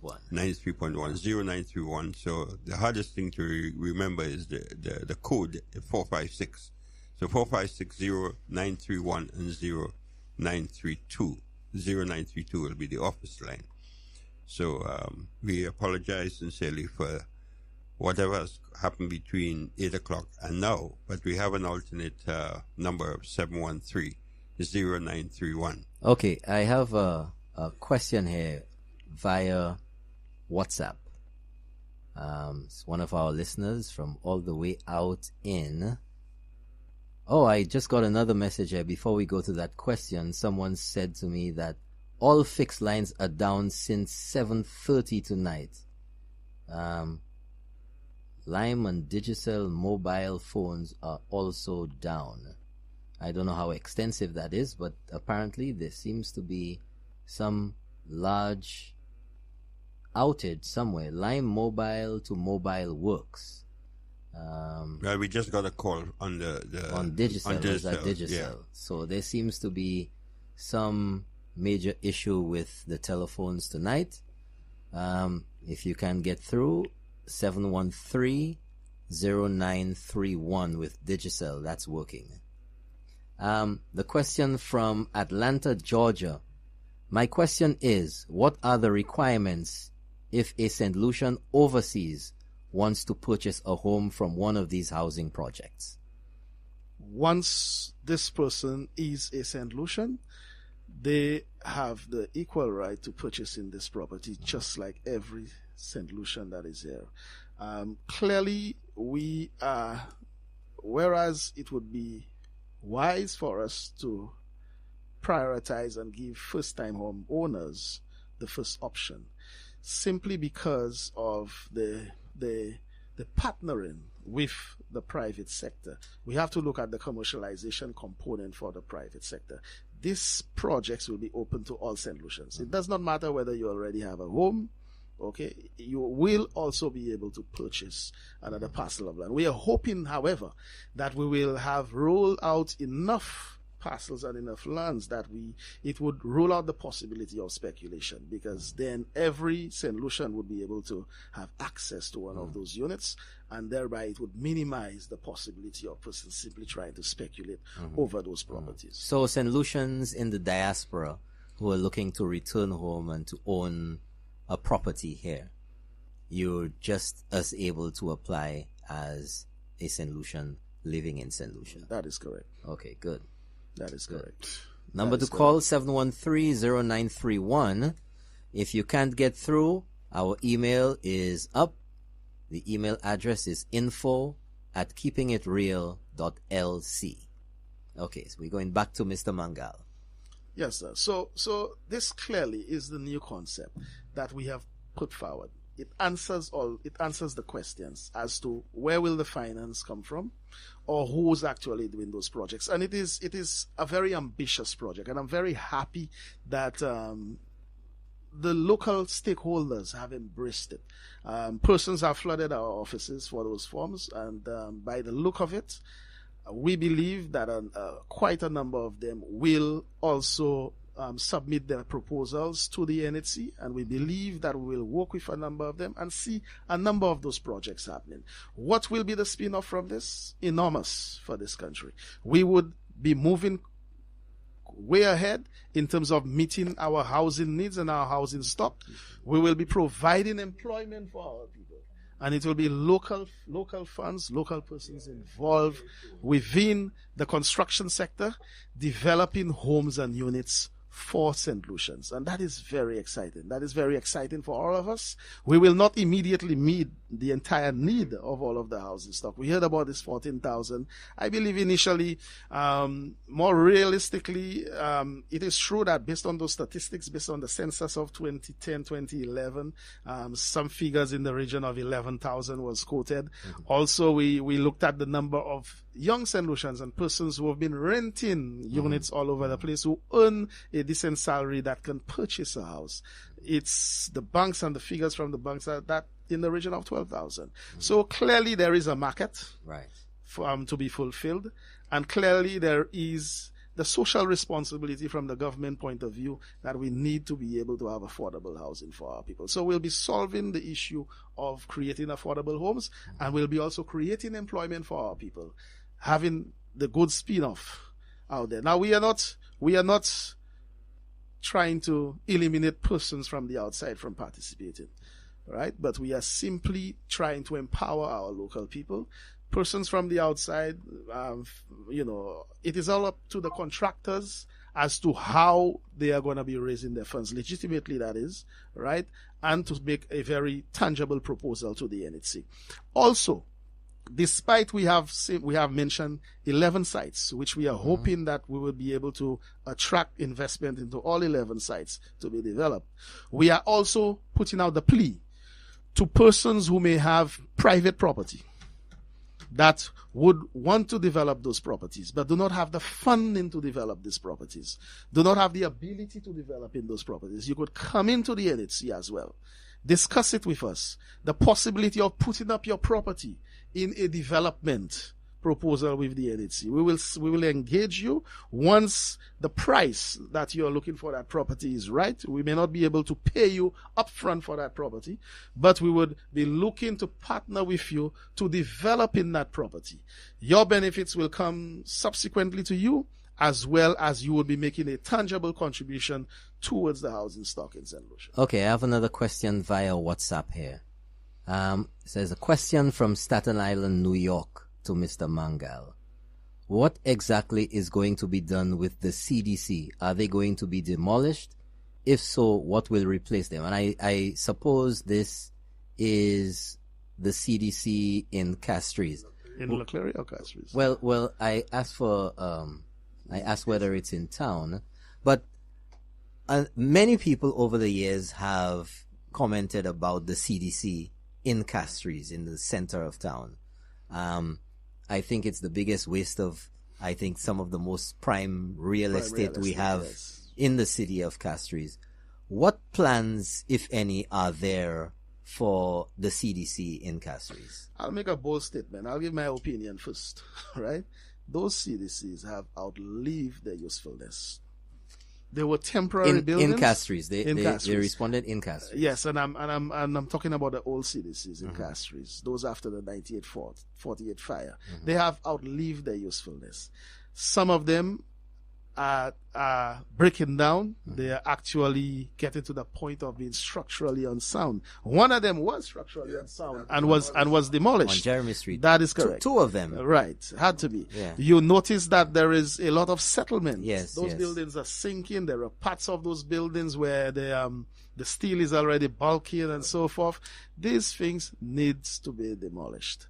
And I know that it might have been the home of persons over a long period of time, but it is getting to the point where it is unsafe. And yes, and it needs to be demolished. On the other front, like you said, this is some of the best real estate we have in this country. And why would you have your best real estate? Whereas your best real estate is going for $160 a month. We have units renting there to persons at $160 a month. Not in probably, maybe Bhutan might rent even more expensive. But hold on a second, Hold on a second, Let's keep it real. Yes. Yes. Okay, like that, eh? Yes. We're keeping it real. We're keeping to the name of this show. Right. $160 a month, $200 a month. I think the most expensive unit is $400 a month, something of the sort. Or less. But we've all heard the stories. St. Lucia is not too big. We've all heard the stories about persons who live in the CDC, paying minimal rent, and they've been able to build their own homes that they're now renting out. Right.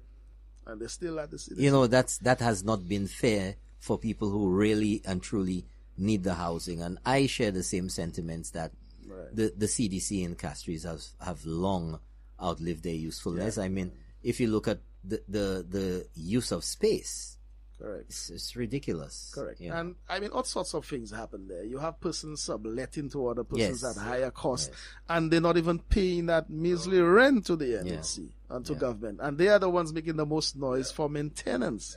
and so forth. So, I mean, the plans of the government, I know that the government is looking very seriously at the Mount Pleasant area. I mean, it is not. And Mount Pleasant is where, for those who don't know? Mount Pleasant is in the Calvary area, the same area near the burnt-out Folk Research Center. Mm-hmm. Now, I think that it was the Honorable Minister who said last week in our build-up to the symposium that government is looking at the possibility of developing those lands to relocate persons within the CDC. And immediately it was said on social media and so on that this is why they're looking to take over the lands of the Folk Research Center and to develop it into housing.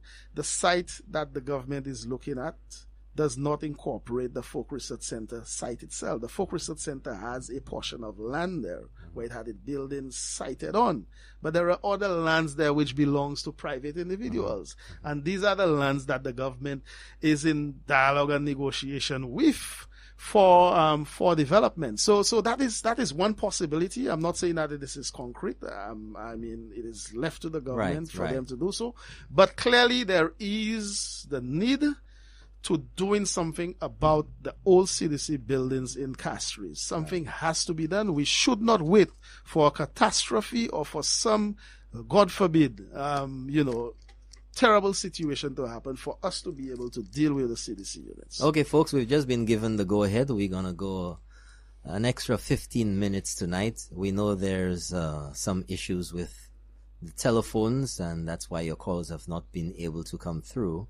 There seems to be a problem with the providers here.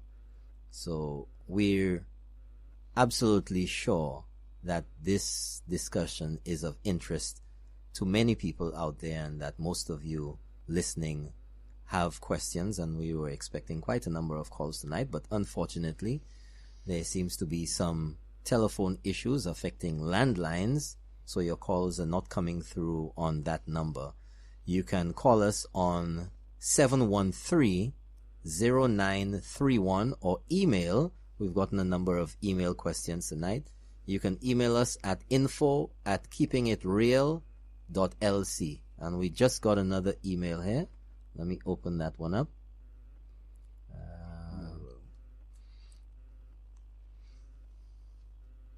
Okay. Says, good evening, Mr. Mangal. Great and exciting news. At least for the first time, homeowners and people are interested in a higher standard of living. I don't think anyone except the usual suspects will have any problem with your board's initiative. St. Lucians will thank the government for helping the people acquire a piece of our beautiful island. Maybe your organization can look at some high-rise buildings in places like cul-de-sac to decentralize housing, utilizing the Condo Act, which shall allow St. Lucians to open or to own their own home. Very well. In fact, we did mention about the multifamily residential units, and that's what this email writer is alluding to, giving us the area of cul-de-sac. But when we spoke of shock, remember we spoke of some of those lands which are deemed too steep for development, that we will put in the retaining walls, we would do the basic infrastructural work that is required, and we will make it multifamily residential units.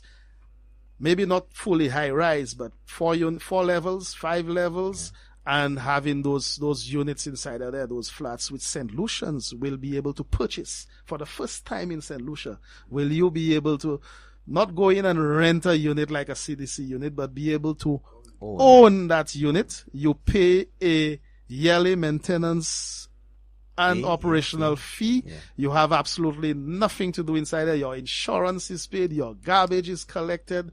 There will be communal facilities such as gyms and possibly swimming pools, etc. I know Champagne's Champagne, you're gonna like that, right? So this is the whole concept. We're taking it to a next level. We are bringing it up to the first world level and realizing that not every single St. Lucian in our very small island with limited land space should have all of the amenities of a single family residential. That will be made available, but that option that this particular email writer has mentioned will be made available. There will be amendments made to the Act to allow it to happen, and also as existed within the Land Registration Act.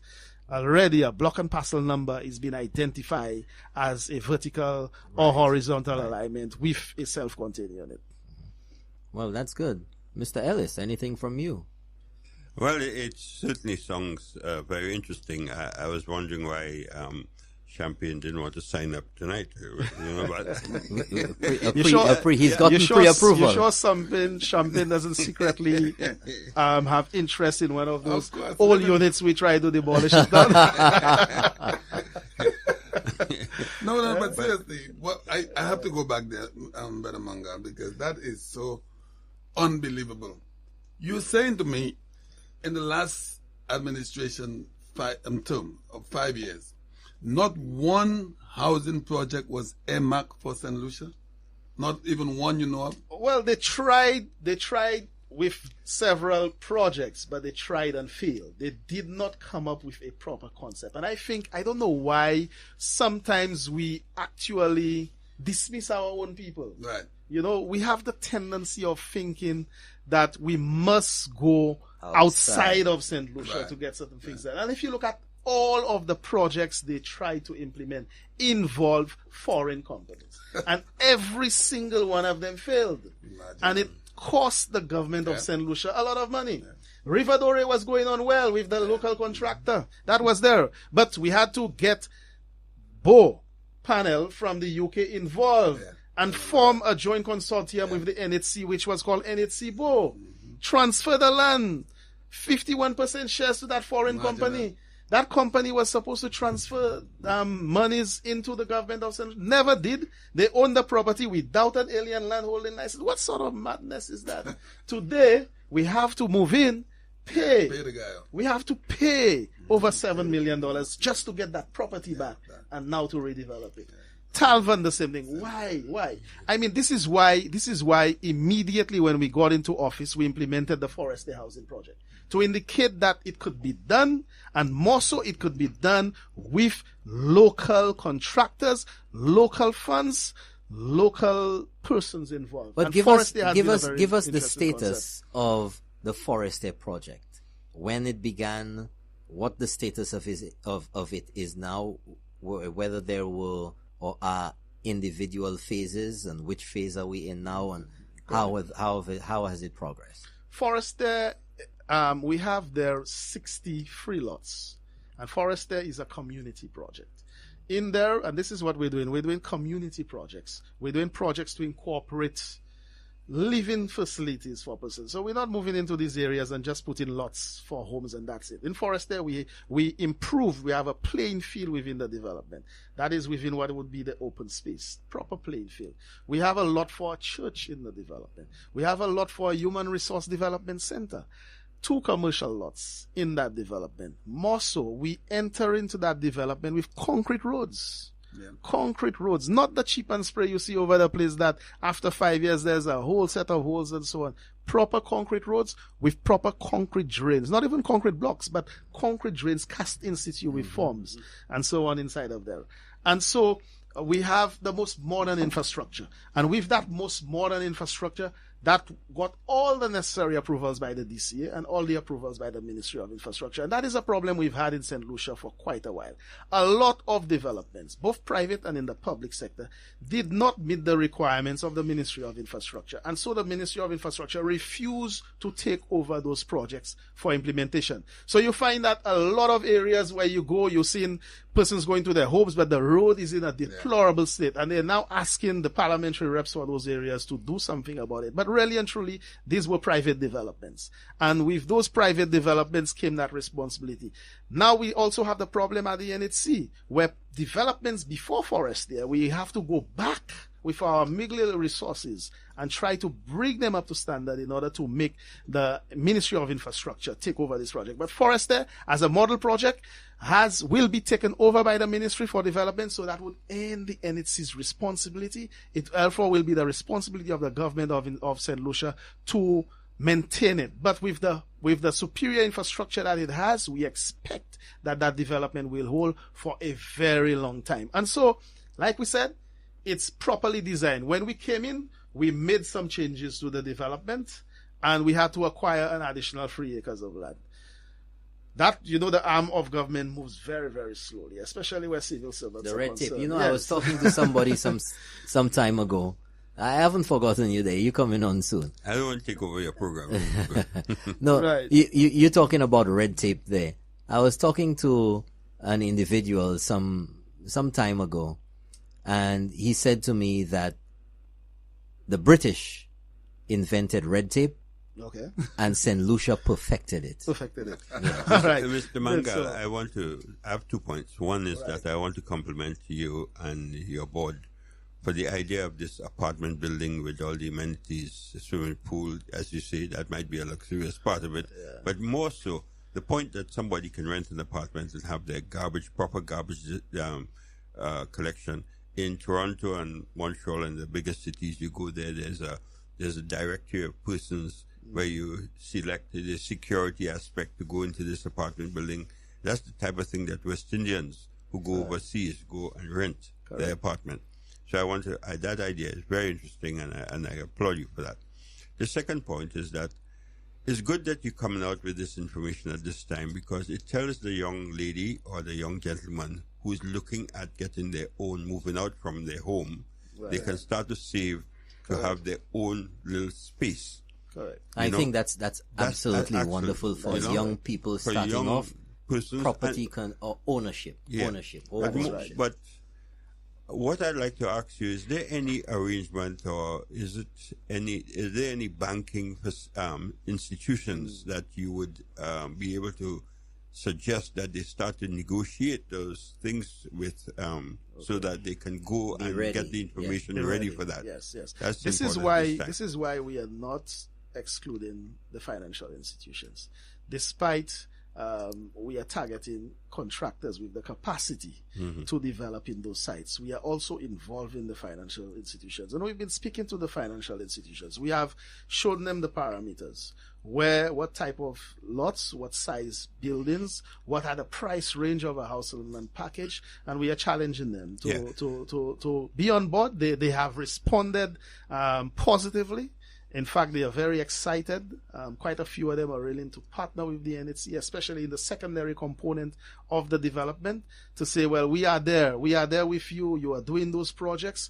We will then roll out special packages of loans and so on that will make available to the various persons who are purchasing those properties. Yeah. This is what I would like to make it very clear. Would they be going to the developer, or would they be going to the NSC, or would they have to deal with the financial institution, like the St. Lucia Development Bank? It all depends on the type of proposal that is submitted.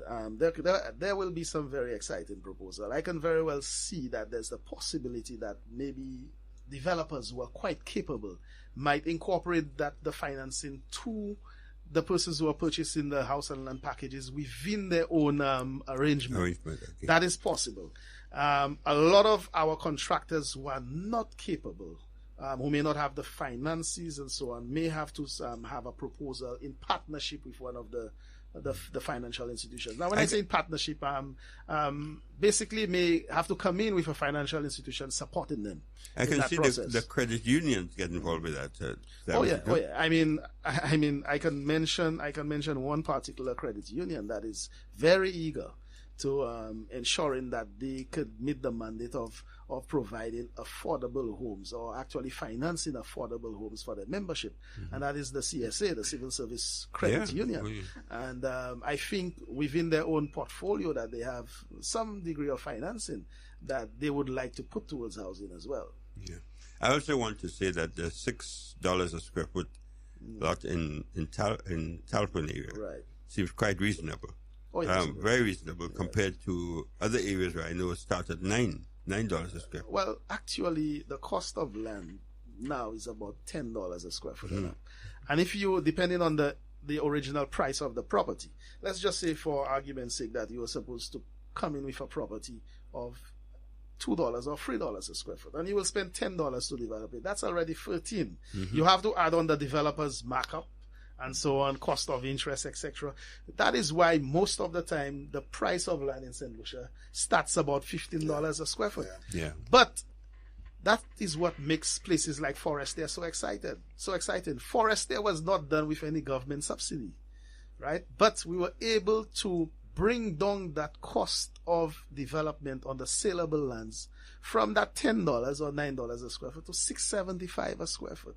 And as a result was able to sell a package to the various landowners at between $9 and $11 a square foot. Now that's $6 a square foot, because I don't want anybody to misquote me and say, well, I came on the air and say lands will be available in Shock or Talvan and so on at $6 a square foot. That $6 a square foot is for the rationalization of the unplanned section of the development. These are lands where persons have already been occupying, they have their homes on, and we now have to move in, survey it, put proper roads, infrastructure. At $6, we are actually subsidizing that infrastructure. So in the new developments, especially where contractors and commercial entities will be involved, because let's face it, no contractor, nobody will come into partnering with the NHC to do any development if they know they will be at a loss, right? I mean, privatization is for profit. So there must be a form of incentive to those persons. So these projects will not be expected to be sold at $6 a square foot, but it will be sold at a price which is affordable, because we are going to make sure that we produce it in a way and we go with a concept that will minimize the cost of infrastructure. But basically, we expect those developers who are moving in to recognize some returns from their investment. And I want St. Lucians to understand that. Do not come tomorrow and say, well, this is not for the Malawi, this is not for the poor, this is, beyond our means and so on. Look at that. There were real costs in development. And since that there are real costs, we need to be able to ensure that those costs are covered. Okay. Thank you very much. Folks, tonight we have in studio our guest, the chairman of the National Housing Corporation, Mr. Timothy Mangal, who's telling us about some exciting news. 11 housing projects which are beginning to take shape, and we're expecting at least the Shock area to begin going on the market in the early part of next year, the first quarter. So thank you very much. This is Keeping It Real. We're going to go back to Mr. Mangal for some final words. Well, thank you again for having me here. And let me tell St. Lucians that this is for them. This is done by the NHC in collaboration with St. Lucians. We want it to be our project for our people, and to ensure that our passion and our aim is to ensure that we do make all St. Lucian proud homeowners. Projects that are coming on, when we will be putting out the information to come in and to place your deposits, do not wait. Do so immediately, because right within the studio, everyone is excited. Champagne is asking me already, when can he put his deposit on Shock? And that is the same attitude throughout this country.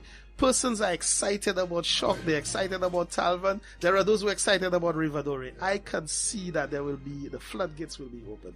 It is going to be for St. Lucians. Come in, make sure you place your name down and you own a part of your country. More so when you own a piece of real estate, a piece of St. Lucia, it is not only going to be a home for you to stay. But remember that it does not depreciate like owning a vehicle, right? And after you purchase that piece of St. Lucia and that piece of real estate and you build your house, it appreciates in value. That's right. It appreciates in value. And while you're paying your loan, the cost of your loan, then your principal sum decreases, but the value of your property increases. So you have what is called equity. So tomorrow, when you need some money from the bank to send your children to school, or you need some money to have a business or an investment, this is where you could use that equity and go to the bank. So it is real. It is really, really real when you start. This is the platform you need. And as a St. Lucian myself, as someone who's in business now, I can tell you this is where I started. I started by not purchasing a vehicle first, but purchasing a piece of property first. While I was a young man and everybody else was liming the young girls and having their car, etc., I wanted to do the same thing. But I said, no, let me be disciplined. Let me buy a piece of property first. And buying that piece of property set the platform for me in determining who I am today. Yep. And I am asking all young St. Lucians, this opportunity will be for you. The prices of those developments will be made as affordable as possible. And please make it your duty to earn a piece of St. Lucia. You will not regret it. Thank you very much. Well, there you go, folks. That's the chairman of the National Housing Corporation, Mr. Timothy Mangal, telling us about an exciting 11 housing projects due to commence in St. Lucia over time. The first, Shock, and Talvan, and the other one down in the Bele, Rivedore. Yes. You wanna tell them these 11 project areas again? Okay, I'll just go through it quickly. Shock Development, 89 acres of land. La Clary Development, 3.11 acres of land. That's where the old CDCs are presently. That is being demolished.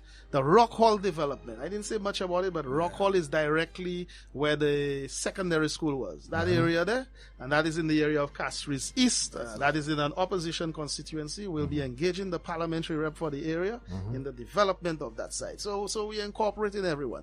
Talvan Phase 3, which is in Babono, 28.67 acres. Bel Air Development Phase 1, which is 70.35 acres in Castries Southeast. Bel Air Development 2, 29.65 acres, again in Castries Southeast. Boisjoli Development in Dennery, 85.51 acres of land. Angers Development in Miku South, 45.27 acres of land. Larissus Development in Vieux-Fort, 295 acres of land. Wow. Rivadore Development in Soisel, 55.82 acres of land. And the Canaries Development, 57.75 acres of land. If you notice the pattern here, Mr. Norbert, we are actually developing the entire St. Lucia. That's great. The entire St. Lucia, we are living nowhere else, okay? With the exception of, well, we are very close to Grosile. Shock is very close to Grosile. Babolo is very close to Grosile. Okay, great. So, great. Despite where you're thinking of living in St. Lucia, there is a property that will be made available. Okay, good. Well, thank you very much. Thank you to Mr. Timothy Mangal for being with us tonight. The information, I'm quite certain, has been very informational for all St. Lucians. We'd like to just give you some information from the police. Please respect one another during the carnival season.